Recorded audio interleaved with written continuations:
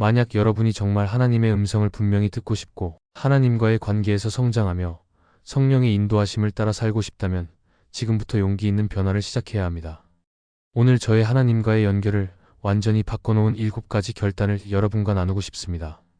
이 단계를 실천할 준비가 되어 있다면 여러분은 곧 놀라운 돌파구를 경험하게 될 것입니다.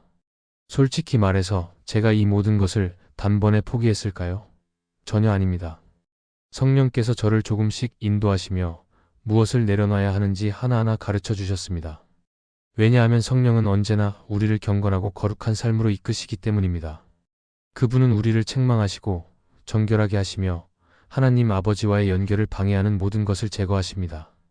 바로 이렇게 해서 우리는 진정으로 하나님의 음성을 듣기 시작할 수 있습니다. 이 과정은 한순간에 바뀐 것이 아니었습니다. 점진적인 제거의 과정이었죠. 때로는 하나님의 음성에 귀를 기울이기 위해 우리 삶의 산만함을 벗어버려야 합니다.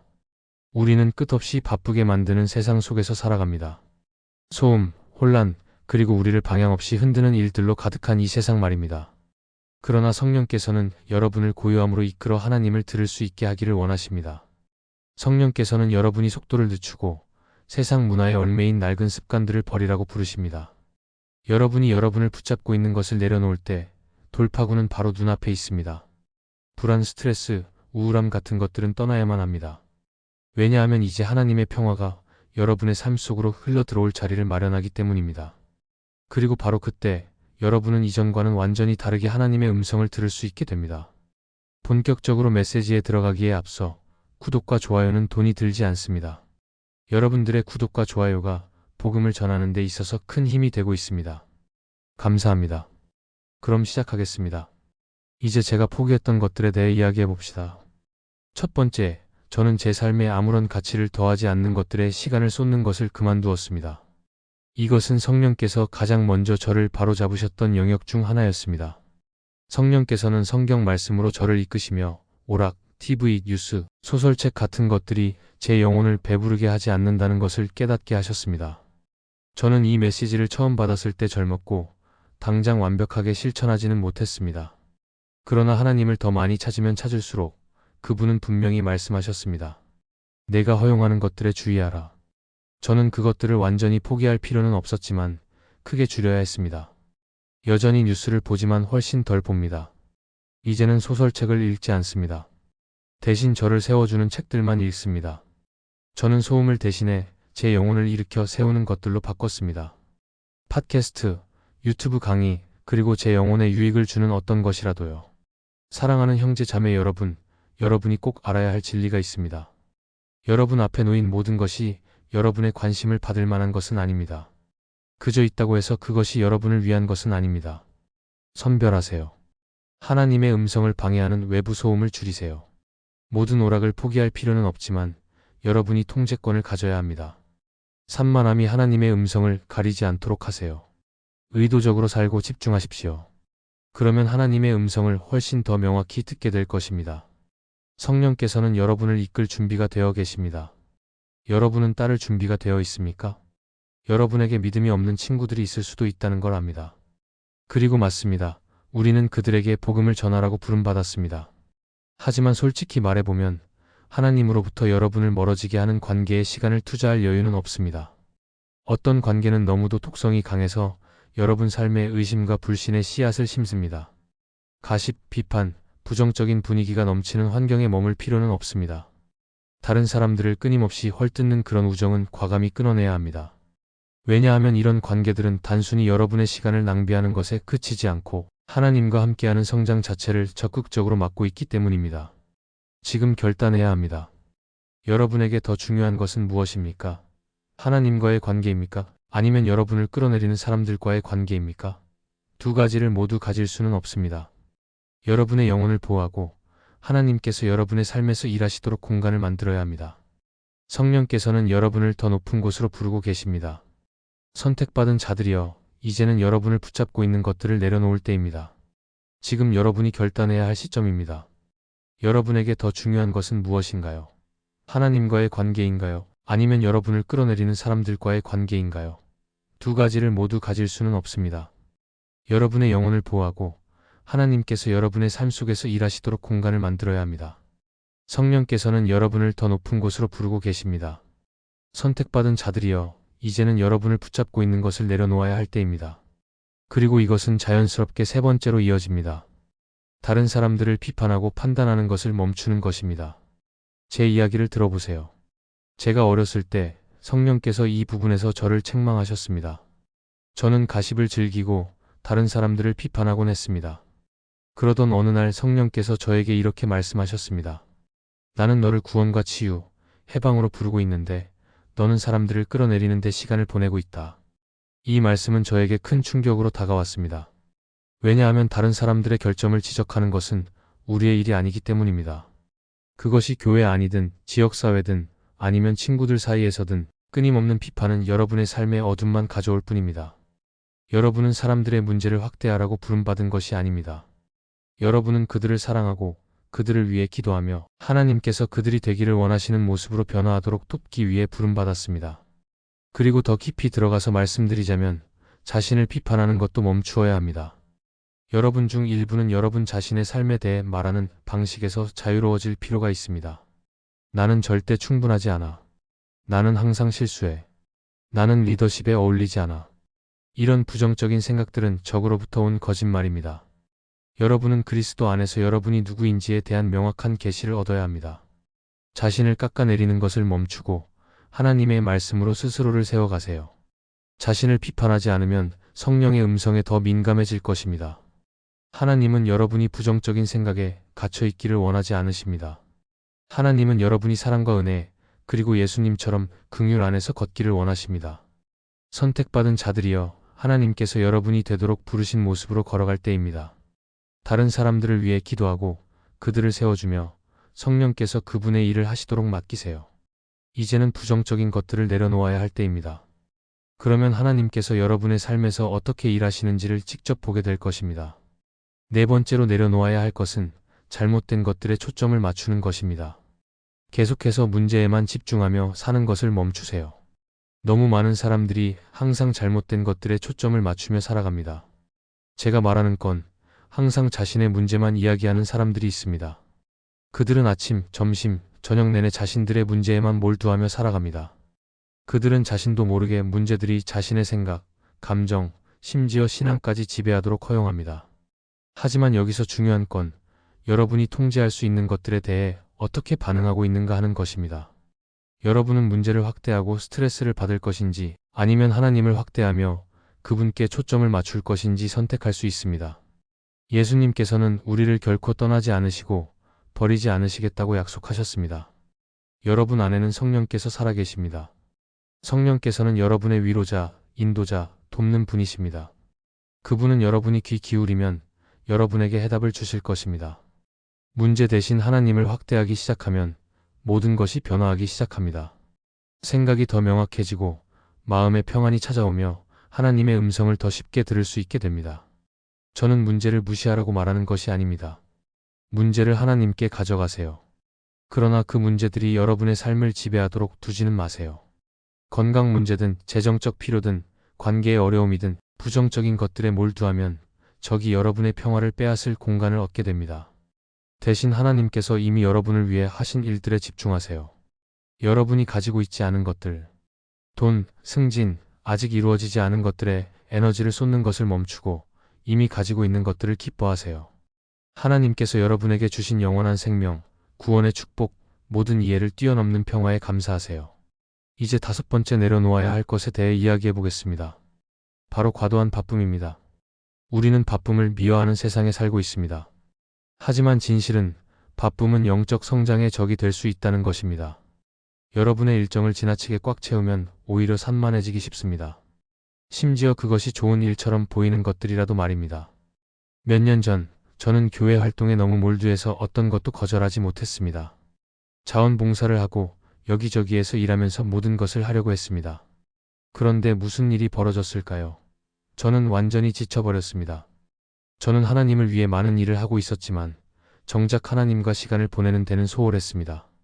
제가 봉사에 너무 몰두하다 보니 기도할 힘도, 성경을 읽을 시간도, 조용히 예수님과 함께 머물 여유도 없었습니다. 여러분도 모든 것의 예라고 말하면 결국 지치게 될 것입니다. 교회든 직장이든 개인적인 삶이든 과도한 활동은 여러분이 하나님과 함께할 시간을 빼앗아갑니다. 좋은 일을 한다고 해서 항상 옳은 것은 아닙니다. 여러분이 너무 피곤해서 기도할 수 없다면, 너무 지쳐서 성경을 읽을 수 없다면, 너무 바빠서 예수님과 함께하는 고요한 시간을 가질 수 없다면 여러분은 가장 중요한 것을 놓치고 있는 것입니다. 여기서 중요한 것은 균형입니다. 하나님께서 여러분에게 부르신 일에는 예라고 말해야 하지만 동시에 아니오라고 말할 때도 알아야 합니다. 하나님과의 관계는 체크리스트의 항목이 아닙니다. 단지 끝내기 위해 서둘러야 할 일이 아닙니다.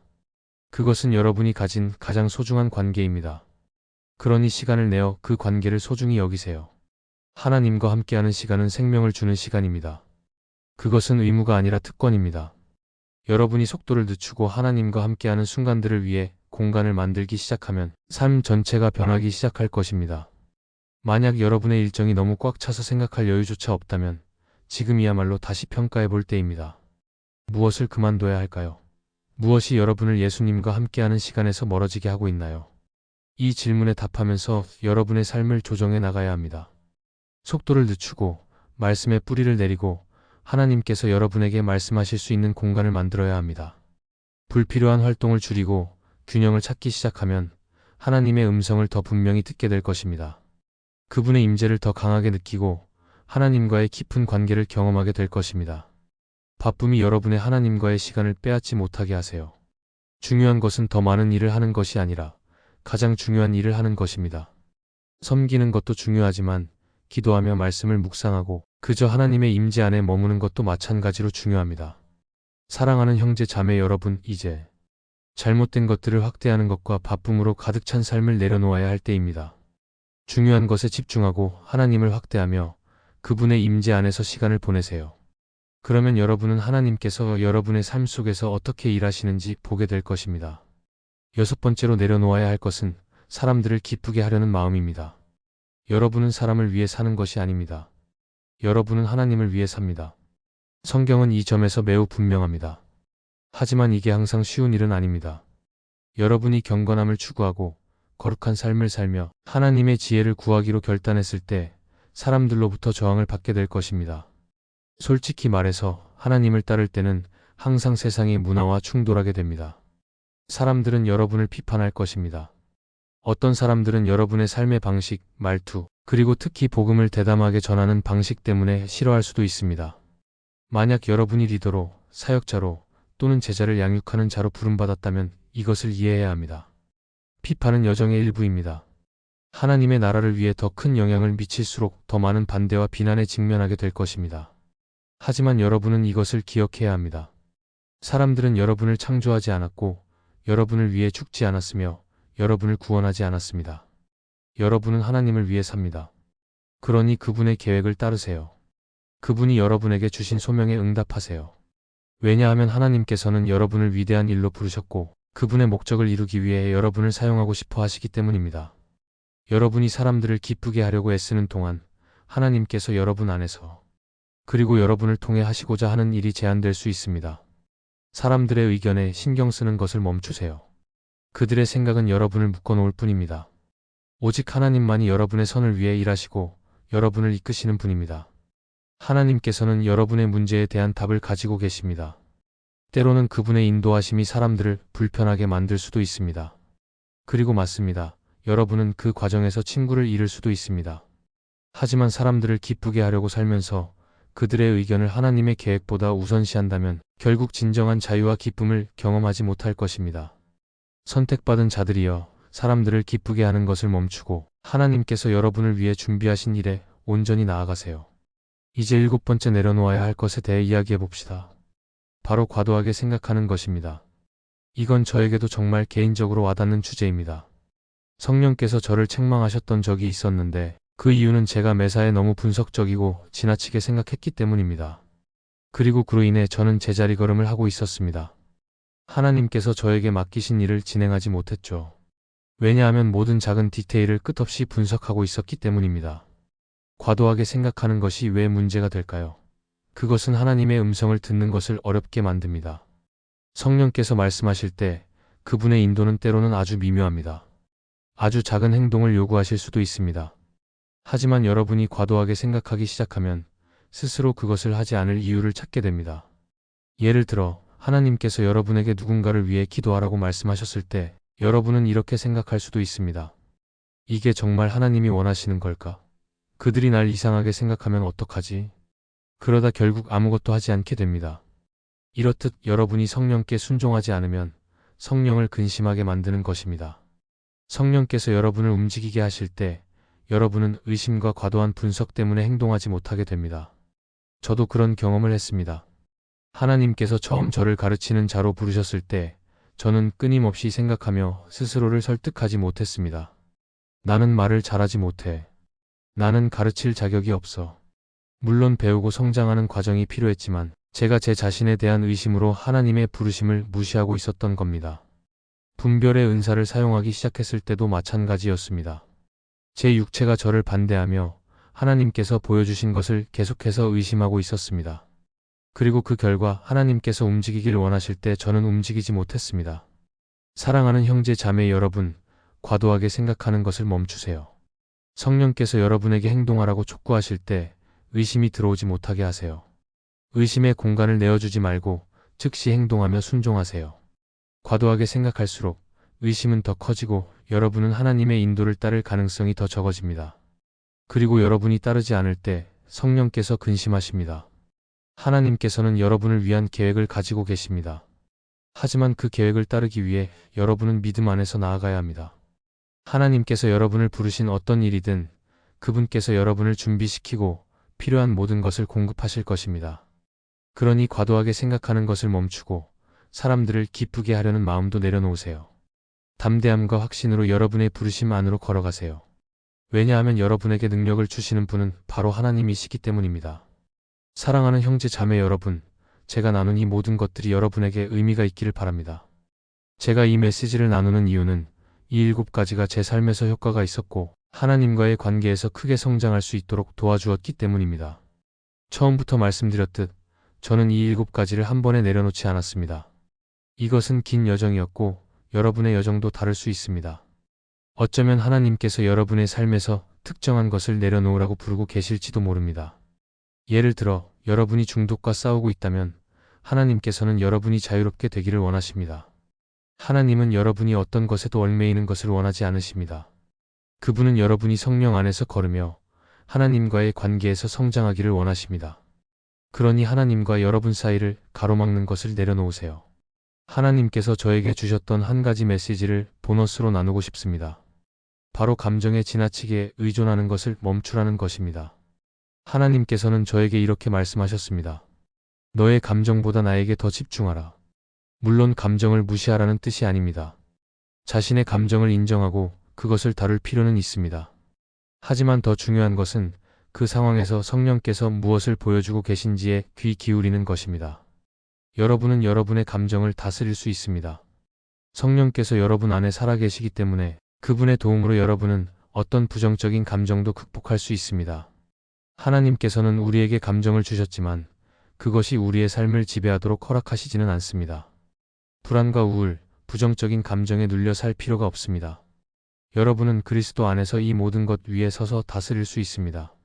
사랑하는 형제 자매 여러분, 이 메시지가 여러분에게 감동을 주었다면 이 메시지를 좋아요로 표현해 주시고 필요한 사람들과 공유해 주세요. 댓글로 아멘이라고 적으며 여러분의 믿음을 나누는 것도 좋습니다.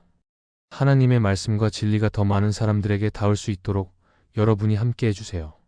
하나님께서 여러분을 축복하시고 그분의 임재 속으로 더 깊이 나아가시기를 기도합니다.